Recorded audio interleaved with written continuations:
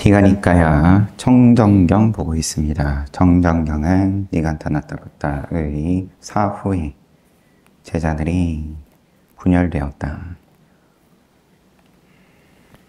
다퉜다. 화합하지 못했다. 그거는 원래 모양의 본성이다.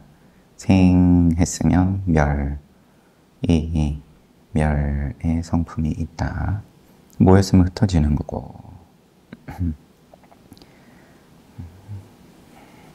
그렇지만 어떻게 화합을 할 거냐에 대해서 부처님께서 쭉 말씀을 하시는 중이었습니다. 여튼 또 이어서 부처님께서 내가 그대들에게 허락한 탁발, 내가 그대들에게 허락한 법의 방사, 의약과 자구, 이런 부분들에 대해서 말씀을 또 하시기 시작하면서 여기에 대해서 외도 출가자들이 석시 사문들은 안락의 추구에 전념하고 살아간다. 편하게 먹고 자고 하려고 거기에 전념하며 살아간다. 이렇게 말하는 경우가 있을 것이다. 이렇게 말하는 외도 출가자들에게 교단에 삼기를 하지 않은 모두가 다 가능성이 있는 거죠. 존자여 그대가 말하는 안락의 추구는 어떤 것인가? 안락의 추구는 많고 다양하며 여러 가지다라고 말해야 한다. 그럼 이렇게 물어봐라. 그런 소리를 하는 외도에게 안락은 뭘 말하는 거냐? 네가 말하는 안락이 뭐냐? 준다여 다음에 네 가지 열등한 속세, 범부에 천박하고 무익한 안락의 추구는 네 가지로 나눠서 말씀하시네요. 염리, 이욕, 지멸. 우선은 안락의 추구는 염리, 이욕, 지멸, 적정, 승지, 정각, 열반에 도움이 되지 못한다.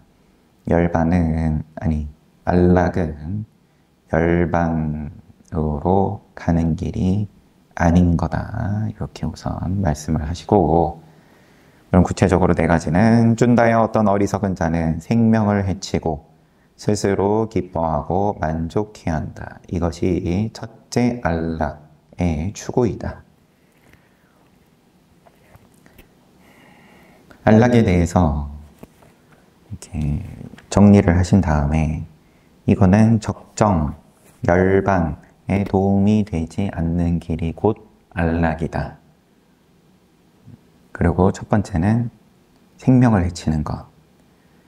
다음으로 어떤 자는 주지 않은 것을 취하고서 스스로 기뻐하고 만족해야 한다. 이것이 둘째 안락의 추구이다. 세 번째는 거짓말하고 스스로 기뻐하고 만족하는 것.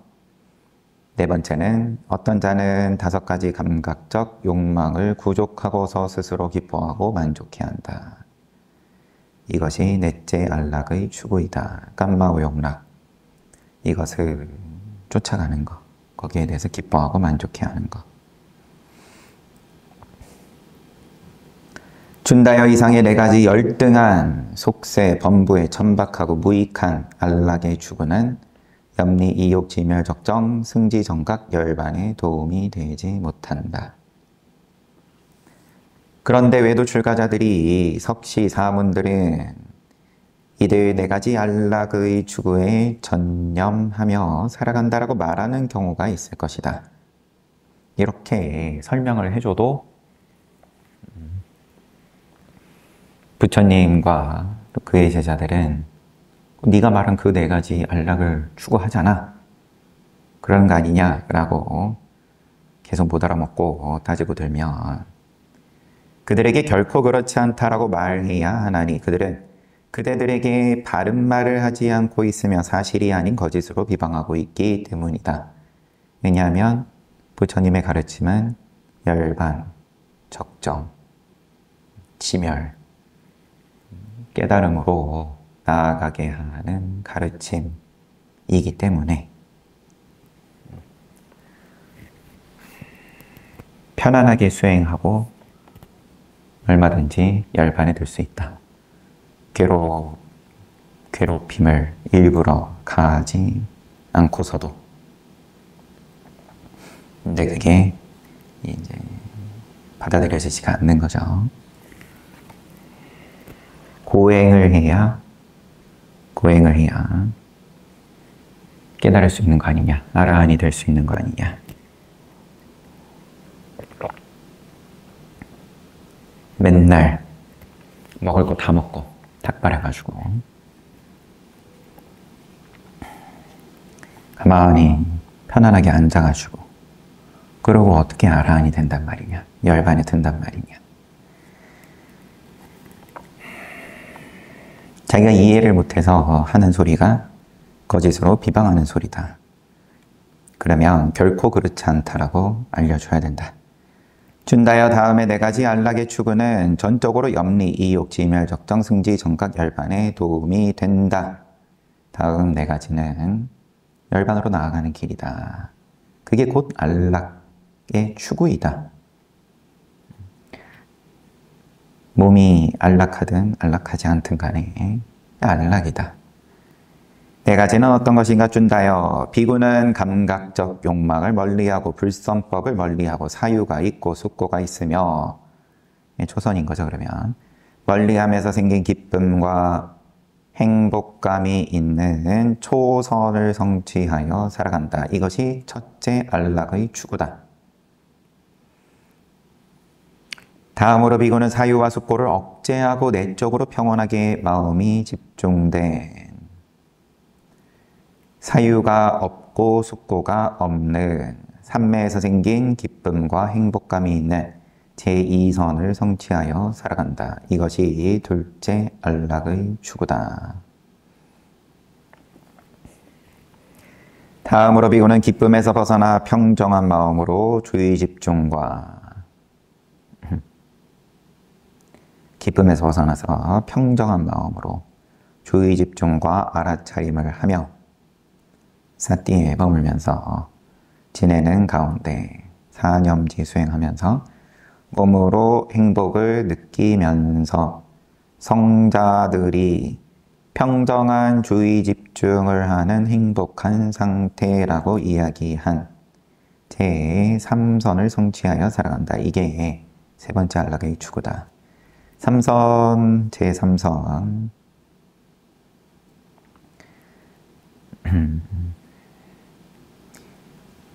제3선에만 말하자면 성자들이 이야기하는 평정한 주의 집중을 하는 행복한 상태. 성자 수다원과부터 출세간의 깨달음을 얻은 성인이 사학과에 오른 입장에서 눈을 갖춘, 눈을 뜬 자가 말하는 행복한 상태라고 이야기하는 제3선을 성취하여 살아간다. 4선도 당연히 그렇지만 2선하고 3선의 구분을 이렇게 지어 놓은 거예요. 2선은, 제2선은 초선은 사유와 숙고가 있다. 그럼 생각으로 선업을 챙기고 감각적 욕망을 멀리하고 내가 이러면 안 되지.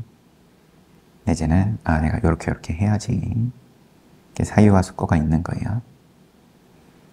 거기서 기쁨과 행복이 생긴다. 여기서 말하는 기쁨과 행복은 그러면 성인이 아니어도 느낄 수 있는 겁니다. 불선업을 멀리하면서 내가 얻는 기쁨이다. 행복이다. 제2선은 거기서 사유와 숙고를 억제하고 생각으로 안 하더라도 삼매에서 생긴 기쁨과 행복이다.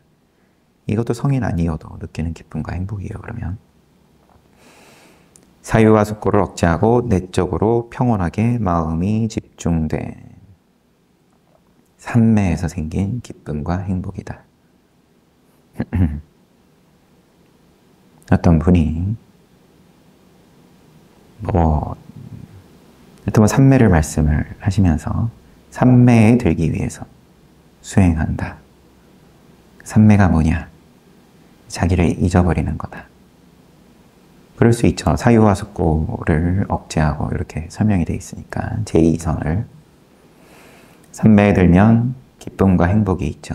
기쁨과 행복이 있다는 건 기쁨과 행복이 지극하며 지극한 괴로움이 있다는 거죠. 함부로 말하는 건지는 몰라도 산에 가서 사람 안 만나고 밥만 안 먹어도 삼매에 들어가집니다. 뭐 굳이 앉아가지고 다란이니 뭐니 안 해도 들어가줘요. 그 말 가지고 전생도 막 보고 그래요. 궁금하면 쉽습니다. 일상생활을 좀 포기해야 돼서 그렇지. 그러면은 굉장한 기쁨이고 행복인데, 그럼 누가 찾아와서 잠깐 보자 그래도 굉장한 괴로움에 빠집니다. 화가 불길처럼 일어나죠. 내 이 지극한 기쁨과 행복을 깨뜨리니까.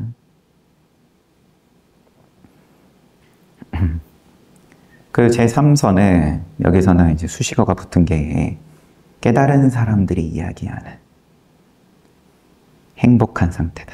평정한 주의 집중한 행복한 상태다.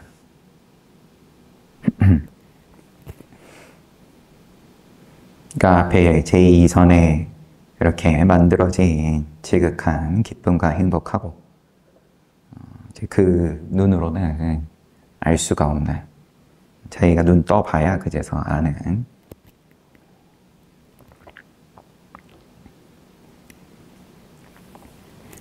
평정한 주의 집중을 하는, 이 평정함이라는 것이 즐거움도 아니고 괴로움도 아닌 평상심에 주의 집중을 하는 행복한 상태. 하지만 여전히 행복이가 붙었어요. 마지막 제4선이 비고는 행복감을 포기하고 괴로움을 버림으로써 이전의 만족과 불만족이 소멸하여 괴롭지도 않고 행복하지도 않은 평정한 주의 집중이 청정한 제4선을 성취하여 살아간다. 행복감을 포기하고 괴로움을 버리고 이전의 만족 또 불만족, 이게 소멸한다. 동그라미 꽃표가 소멸했다. 그래서 괴롭지도 않고 행복하지도 않은 평정한 주의 집중이 청정한 제4선이에요. 제3선은 평정한 주의 집중을 하는 행복한 상태라고 설명이 되어 있고, 행복이가 붙을 자리도 없다. 평정한 주의 집중을 한다. 하는 게 남아있고, 제3선은. 제4선은 그냥 평정한 주의 집중이 청정하다. 비구들이여 이것이 넷째 안락의 추구다. 준다여 이상의 네 가지 안락의 추구는 전적으로 염리, 이욕, 지멸, 적정, 승지, 정각, 결반에 도움이 된다. 이 안락이다, 안락. 초선부터 제4선까지. 준다여 외도 출가자들이 석시, 사문들은 이들 네 가지 안락의 추구에 전념하며 살아간다라고 말하는 경우가 있을 것이다. 그들에게 참으로 그렇다라고 말해야 하나니 그들은 그대들에게 바른 말을 하고 있으며 사실이 아닌 거짓으로 그대들을 비방하는 것이 아니기 때문이다. 이게 안락의 추구다. 그런 의미에서 비구들은 안락을 추구하는 게 맞다. 탁발을 하고 버구이를 입고 이게 안락이 아니라, 준다여 외도 출가자들이 존자여 이들 네 가지 안락의 추구에 전념하며 살아가며 어떤 과보와 어떤 이익을 기대할 수 있는가? 긍정을 하면서 그러면 이러한 안락에, 뭐 긍정까지는 아니더라도 마음을 열고 자기들이 생각하던 안락에서 몸이 편안하고 물질을 갖추고 이런 안락이 아니라 초선부터 제4선까지의 안락을 추구했을 때 어떤 과보, 어떤 이익을 기대할 수 있는가? 라고 묻는 경우가 있을 것이다. 준다여 이렇게 묻는 외도 출가자들에게 다음과 같이 대답해야 한다. 존자애들 네 가지 안락의 추구에 전념하며 살아가는 네 가지 과보와 네 가지 이익을 기대할 수 있어. 이렇게 네 가지 안락을 추구하며 전념하며 네 가지 이익을 기대할 수 있다. 이익이 또 네 가지예요. 네 가지 과보와 네 가지 이익. 뭐냐? 비구는 세 가지 결박이 감소한, 세 가지 결박이 감소한 수다원이 되어 악취에 떨어지지 않고, 수다원과 그러면은 악취에 떨어지지 않는다. 지옥, 악의, 축생, 수라에 떨어지지 않는다. 그럼 최소한 인간 아니면은 천상이다. 다음 생은 더 좋으면 천상이다. 결국은 정각을 성취하도록 결정되어 있다. 윤회를 좀 하지만 어쨌든 예류과다. 예류과. 흐름에 들어섰다.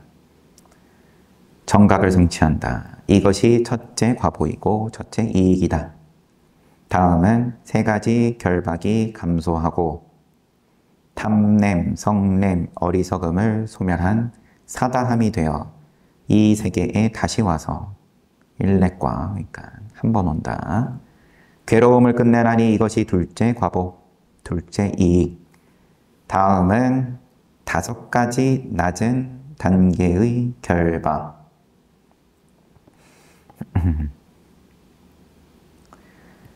다섯 가지 낮은 단계의 결박이 감소하여 화생한 후에 불환과이죠. 이 세상에 오지는 않는데 화생해서 다시 돌아오지 않고 그 세계에서 바로 반열반하는 사람이 된다. 이게 세 번째 과보 이익. 다음으로 비고는 번뇌를 소멸하여 무루의 심해탈과 해해탈을 지금 여기에서 승지로 작증하고 성취하여 살아가나니 이것이 넷째 과보, 넷째 이익이다. 모르지. 아라한과다. 존자의 이들 네 가지 안락의 추구에 전념하며 살아가면 이러한 네 가지 과보와 네 가지 이익을 기대할 수 있다.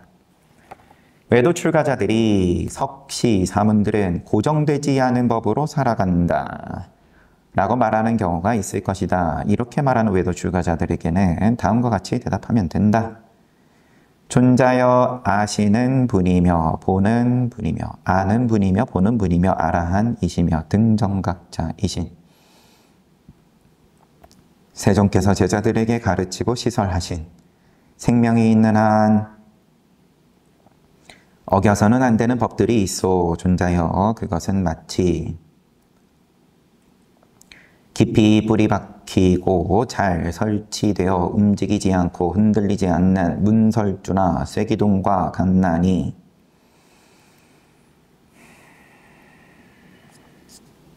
아는 분이며 보는 분이며 아라한이며 등정각자이신 세존께서는 제자들에게 이와 같이 생명이 있는 한 어겨서는 안 되는 법들을 가르치고 시설하시었소. 부처님께서 제자들에게 시설하신 법이 있다. 이것은 마치 잘 설치되어서 뿌리 박힌 흔들리지 않는 문설주나 쇠기둥과 같다. 비구로서 번뇌를 멸진하고 수행을 완성하고 해야 할 일을 마치고 짐을 내려놓고 자신의 목적에 도달하여 존재의 결박을 끊고 바른 지혜를 갖추어 해탈한 아라한은 9가지 일을 할 수 없다오. 9가지인데 요거는 해서는 안 된다. 번뇌가 멸진한 비구는 고의로 중생으로부터 목숨을 빼앗을 수 없다. 번뇌가 멸진한 비구는 주지 않은 물건을 취하는 도둑질을 할 수 없다. 번뇌가 멸진한 비구는 음행을 할 수 없다. 번뇌가 멸진한 비구는 알면서 거짓말할 수 없다. 번뇌가 멸진한 비구는 예전에 속가에서처럼 재산을 모아놓고 쾌락을 향유할 수 없다. 욕망에 사로잡혀 해서는 안 되는 일을 할 수 없다. 분노에 사로잡혀 해서는 안 되는 일을 할 수 없다. 어리석음에 사로잡혀 해서는 안 되는 일을 할 수 없다. 두려움에 사로잡혀 해서는 안 되는 일을 할 수 없다. 비구로서 번뇌를 멸진하고 수행을 완성하고 해야 할 일을 마치고 짐을 내려놓고 자신의 목적에 도달하여 존재의 결박을 끊고 바른 지혜를 갖추어 해탈한 아라는 이상의 9가지 일을 할 수 없다오. 이게 뭐에 대한 답이냐? 외도 출가자들이 외도가 부처님과 제자들은 고정되지 않은 법으로 살아간다. 주석을 잠시 보겠습니다. 요 주석이 아니군요. 고정되지 않은 법으로 살아간다라고 그렇게 비난하는 경우가 있을 텐데 여기에 대해서 흔들리지 않는 문설주나 쇠기둥 같은 법이 있다. 그리고 요 9가지를 얘기하면 된다. 문설주에 대해서 이것은 본래 인드라천의 성문 기둥을 의미한다. 청정경에서는 문지방으로 번역되어 있다. 문설주와 문지방은 문을 잘 여닫을 수 있도록 단단하게 고정된 문틀이다.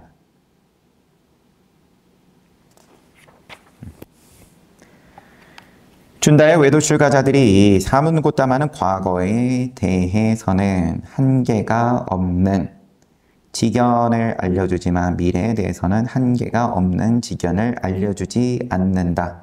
도대체 왜, 도대체 무엇 때문에 그러한가? 이게 아마도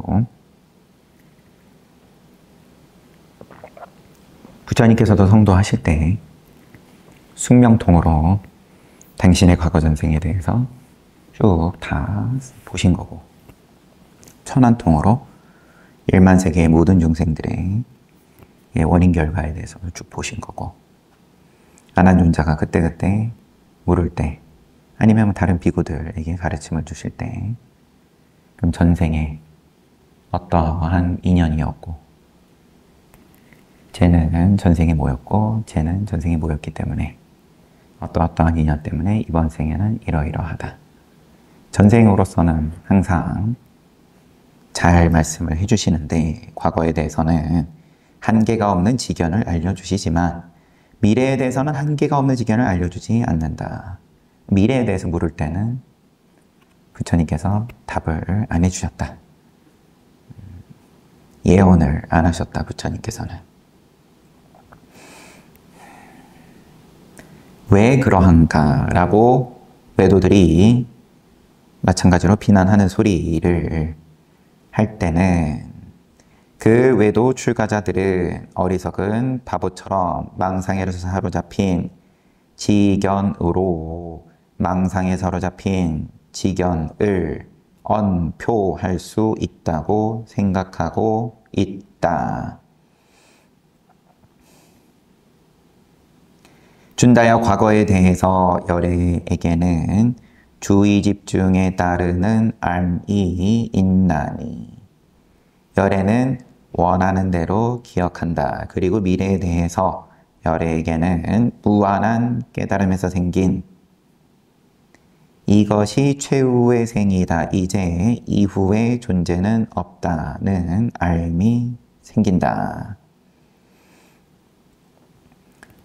과거에 대해서 방금 얘기한 것처럼 쭉 다 보는 눈이 생기고 미래에 대해서 이것이 최후의 생이다. 이후의 존재는 없다라는 알미 생긴다. 준다야 만약 과거에 대한 물음이 사실이 아니고 진실이 아니며 의미가 없다면 열애는 그런 과거에 대해서는 설명하지 않는다. 사실이 아니고 진실이 아니고 의미가 없는 물음에 대해서 거기에 대해서는 언급을 안 하신다. 과거라고 무조건 다 설하는 게 아니다. 준다야 만약 과거에 대한 물음이 사실이고 진실이지만 의미가 없다면 열애는 그런 과거에 대해서도 설명하지 않는다. 준다야 만약 과거에 대한 물음이 사실이고 진실이고 의미가 있으면 그때 열애는 적당한 때를 알아 그 물음에 대답한다. 준다야 만약 미래에 대한 물음이 사실이 아니고 진실이 아니며 의미가 없다면 열애는 그런 미래에 대해서 설명하지 않는다. 만약 미래에 대한 물음이 사실이고 진실이지만 의미가 없다면 거기에 대해서도 설명하지 않는다. 만약 미래에 대한 물음이 사실이고 진실이고 의미가 있다면 열애는 적당한 때를 알아 그 물음에 간략하게 대답한다. 간략하게가 붙었어요. 별로 말씀하고 싶어 하지 않는 어떤 그런 뉘앙스가 있어요. 미래에 대해서. 그래도 사실이고 진실이고 의미가 있는 질문에 대해서는 간략하게 대답한다. 준다야 만약 현재에 대한 물음이 사실이 아니고 진실이 아니며 의미가 없다면 설명하지 않고 사실이고 진실이더라도 의미가 없으면 설명하지 않고 현재에 대한 물음이 사실이고 진실이고 의미가 있으면 적당한 때를 알아 그 물음에 대답한다. 준다야 이와 같이 열애는 과거, 현재, 미래의 법에 대하여 시의 적절하게 말하는 자이며 사실을 말하는 자이며 의미 있는 말을 하는 자이며 법을 말하는 자이며 유를 말하는 자이다. 그래서 열애라고 부른다. 외도가 사문굿다마는 과거에 대해서는 잘 이야기하면서 미래에 대해서는 왜 얘기를 안 하냐? 이런 비난을 할 때에는 이와 같이 답을 하면 된다. 정리를 해서 과거고 현재고 미래고 할 거 없이 의미가 있고 또 사실이고 진실인 질문에 대해서는 답을 한다. 그렇지 않으면 안 한다. 그리고 미래에 대해서는 대부분 의미가 없다. 미래에 대해서 묻는 질문이. 그 의미는 당연히 열반으로 나아가는 그런 의미인 거니까.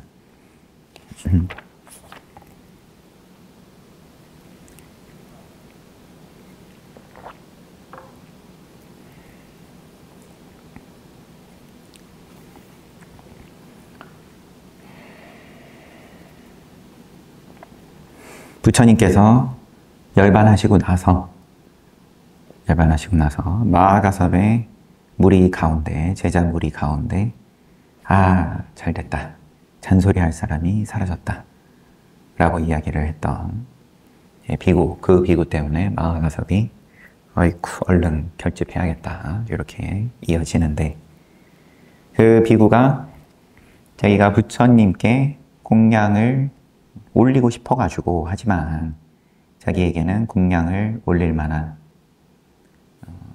보시를 받을 만한 공양 제자도 없고 그러니까 돈을 버는 거죠. 한마디로 아들들을 마을에 보내서 출가하기 전에 이발사 출신이었던 것을 백분 활용해서 제가자들의 이발을 해주고 먹을 것을 받아서 대가로 그걸 모아가지고 음식을 해가지고 부처님께 공양청을 올리니까 부처님께서 너 그거는 이제 어떻게 마련한 거냐. 계율이 그때 생기고 이발 기구를 소유하고 있어서는 안 된다. 이런 계율도 생기고 그때는 이미 비구가 직접 요리해서는 안 된다. 그런 계율은 있을 때였으니까 이미 계율을 어겨가면서 이 일을 벌린 건데 출가한 지 얼마 안 되고 하니까 좋은 뜻이지만 어쨌든 계율을 어기고 그래서 부처님께서 아무도 이 음식을 먹어서는 안 된다. 그랬더니 이제 그 비구가 원망을 하는 거죠. 부처님께서는 일체지가 있다고 했는데 다 아신다고 해놓고는 그럼 미리 얘기 좀 해주지. 일이 이렇게 될 것에 대해서 부처님께서 미래를 아셨을 텐데 왜 얘기를 안 해줬냐. 이런 원망 플러스 사실 알고 보니까 미래를 모르는 거 아니냐. 사기꾼 아니냐. 이런 원망일 수도 있고 감정으로 하는 거니까. 그러다가 부처님 위력이 살아계시는 동안에는 숨죽이고 있다가 입 다물고 있다가 돌아가시자마자 잘 됐다. 이렇게 한 거니까. 물론 다시 참여를 합니다. 그리고는 수행 잘 했다. 이렇게 좋게 마무리는 되지만, 그러니까 이런 시비는 늘상 있었던 거겠죠. 미래에 대해서는 왜 얘기를 안 하냐, 여래께서. 내부에서도 그렇게 말할 정도니까, 외도 출가자들이. 근데 과거든 미래든 현재든 의미 있는 질문에 대해서, 사실이고 진실이고 의미 있는 물음에 대해서만 답을 한다. 사람들은 이제 늘 궁금해하고 거기에 대해서 또 믿음을 크게 내고, 그러한 신통에 대해서.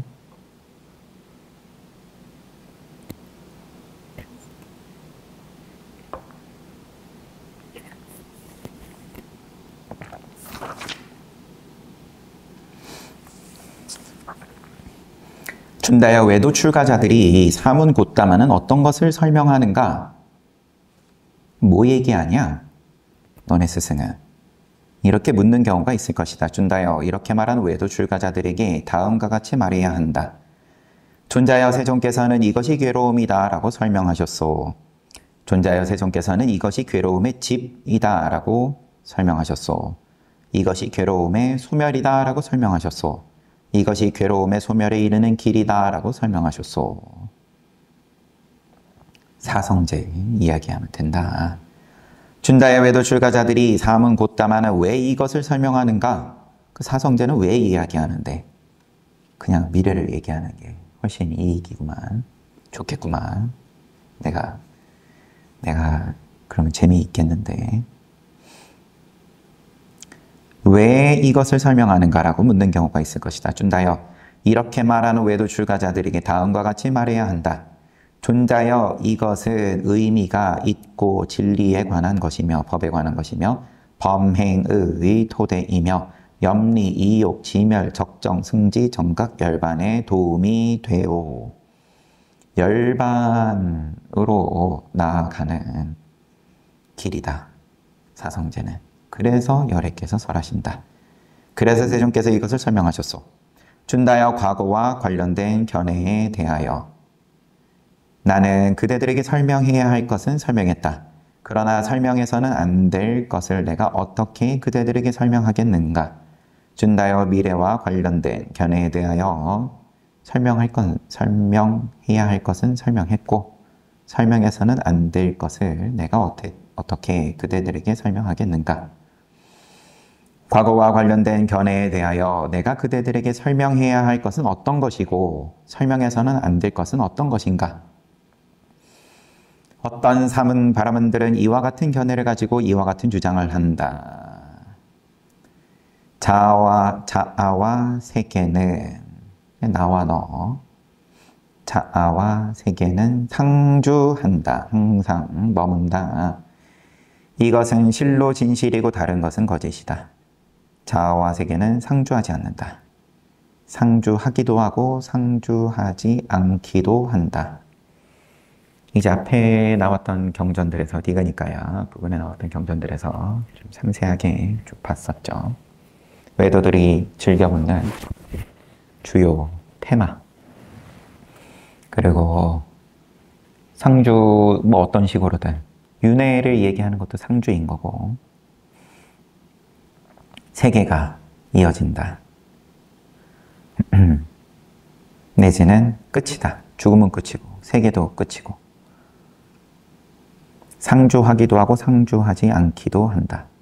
그러면은 브라흐만, 바라문교가 대표적인 거죠. 브라흐만 천신은 상주하는데 거기에 미치지 못하는 우리 못난 중생들은 상주하지 못한다. 뭐 이런 식의. 자아와 세계는 상주하는 것도 아니고 상주하지 않는 것도 아니다. 이게 진실이고 다른 건 거짓이다. 자아와 세계는 자신이 만든 것이다. 자아와 세계는 다른 것이 만든 것이다. 자아와 세계는 자신이 만든 것도 있고 다른 것이 만든 것도 있다. 자신이 만든 것도 아니고 다른 것이 만든 것도 아니다. 우연히 발생한 것이다. 또 고락에 대해서 똑같이, 고락은 괴로움, 즐거움을 상주한다. 또 상주하지 않는다. 하기도 하고 안 하기도 한다. 하는 것도 아니고 안 하는 것도 아니다. 자기가 만든 거다. 남이 만든 거다. 자기가 만든 것도 있고 남이 만든 것도 있고, 그러니까 자기가 만든 것도 있고 내가 어쩌지 못하는 만들어진 것도 있고, 자기가 만든 것도 아니고 만들어진 것도 아니고 쭉 이렇게. 나는 이 문제와 관련하여 자아와 세계는 상주한다. 이게 진짜고 다른 건 거짓이다. 라는 견해를 가지고 주장하는 사문 바라문들에게 이렇게 말한다.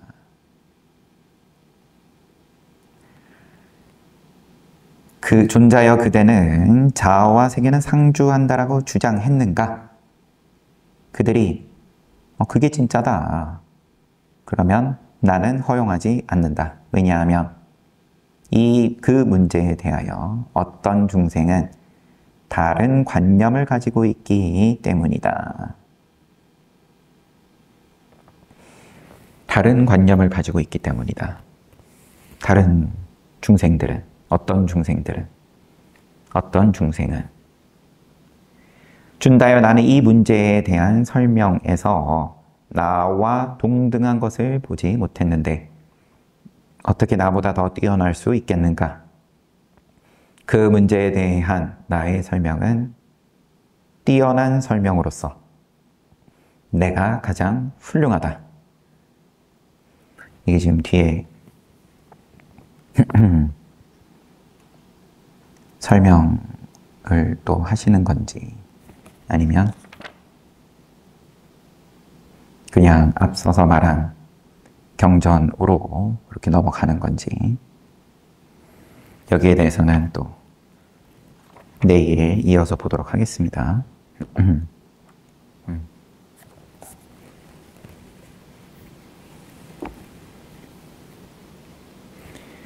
이런 문제에 대해서 부처님께서는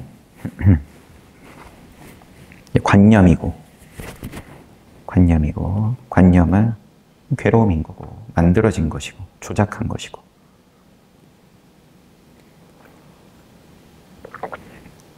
그렇다고 부정을 하신 것도 아니고 부처님께서 긍정하는 가운데 세계가 맞아요. 어떤 경이었는지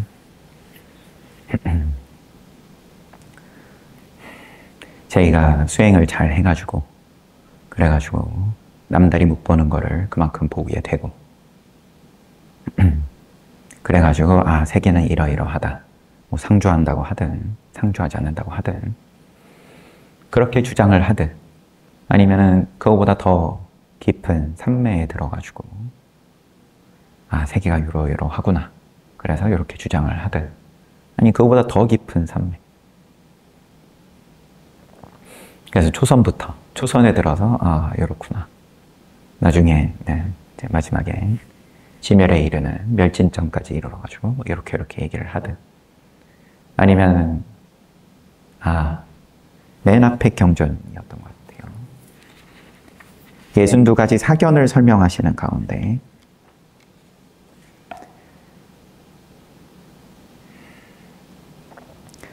브라마잘라 숫다,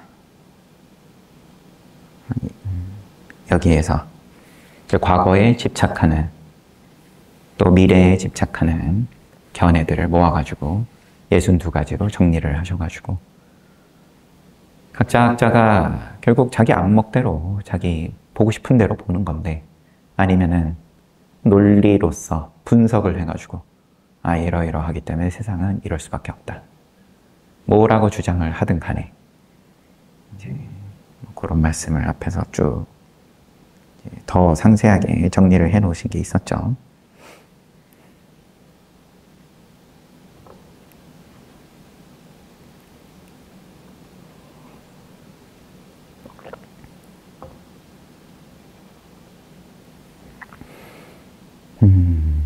책은 여기까지 보고 우선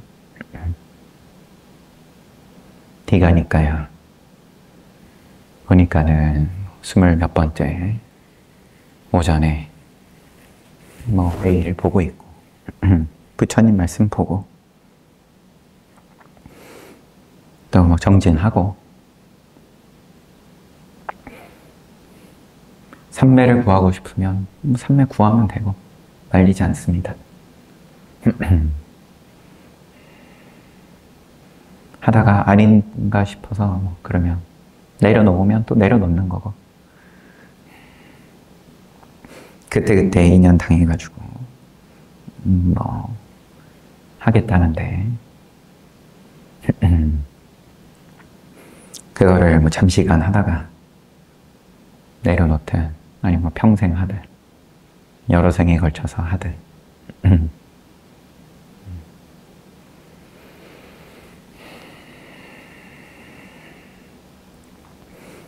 무책임한 소리일 수는 있겠지만 얘기는 해주죠.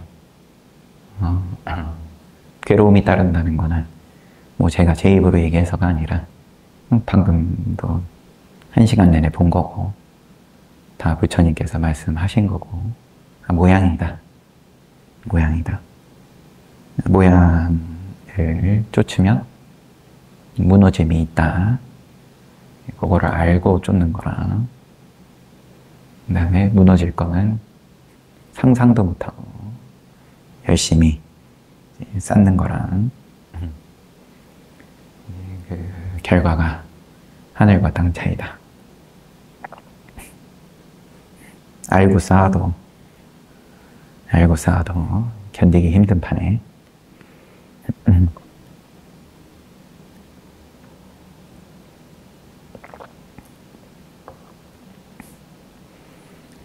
인연이 기회가 닿는 한, 주어지는 한 모양은 늘 이렇게 쓰는 거니까요. 그러다가 또 절로 가라 그러면 절로 가는 거고 일로 가라 그러면 일로 가는 거고 잘 봤습니다. 그럼 쉬었다가 정진합시다.